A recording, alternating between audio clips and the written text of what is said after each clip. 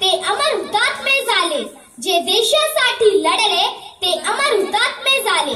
सोडिले सर्व घरदार, सोडिले सर्व घरदार, सोडिला सुखी संसार, ज्योती सम जीवन जगले ते अमर हुतात्मे झाले।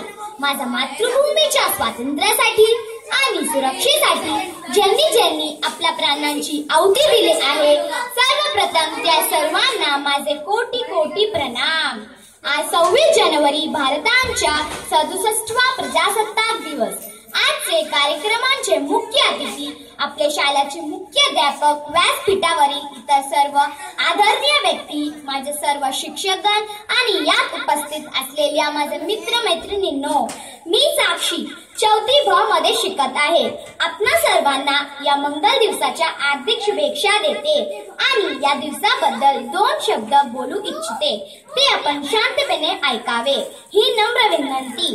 मित्रांनो, आज आपण आपला राष्ट्रीय सण साजरा करीत आहोत, म्हणजे काश्मीर पासून कन्याकुमारी पर्यंत आणि कच्छ पासून ते अरुणाचल प्रदेश पर्यंत साऱ्या शहरात, साऱ्या गावागावात, प्रत्येक गल्ली गल्ली आपला तिरंगा फडकविला जाईल, त्याला वंदन करून सलामी दिली जाईल।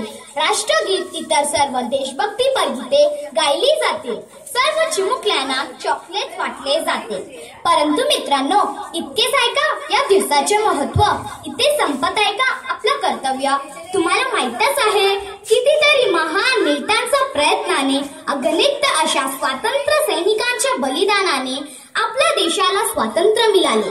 त्यानंतर 26 जानेवारी 1950 या दिवशी आपला देश एक प्रभुत्व संपन्न, समाजवादी, लोकतंत्रात्मक आणि धर्मनिरपेक्ष गणराज्य बनला।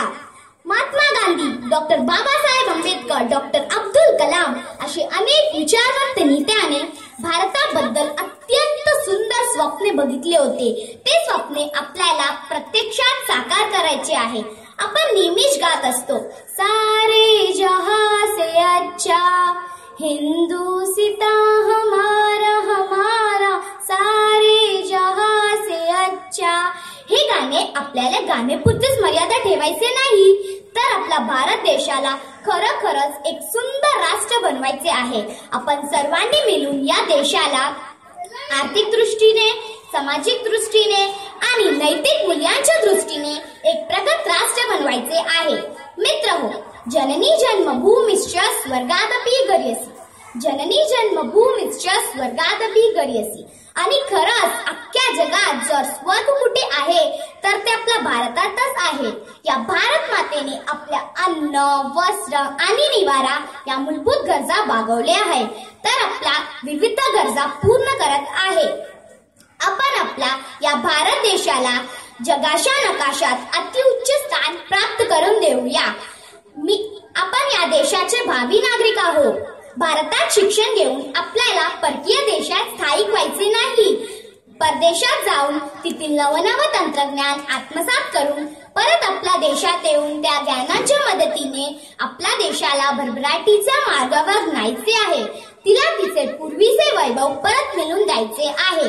हा तिरंगा उंच आकाशात असंच फडकला पाहिजे, यासाठी आपण सर्वांनी आपला प्रयत्न चालूच ठेवूया आणि अहोरात्र परमेश्वराकडे एकच मागणे मागूया, हा भारतात बंधुभाव नित्य वसुदे, देव रचिय सादे, हा भारतात बंधुभाव नित्य वसुदे, देव रचिय सादे।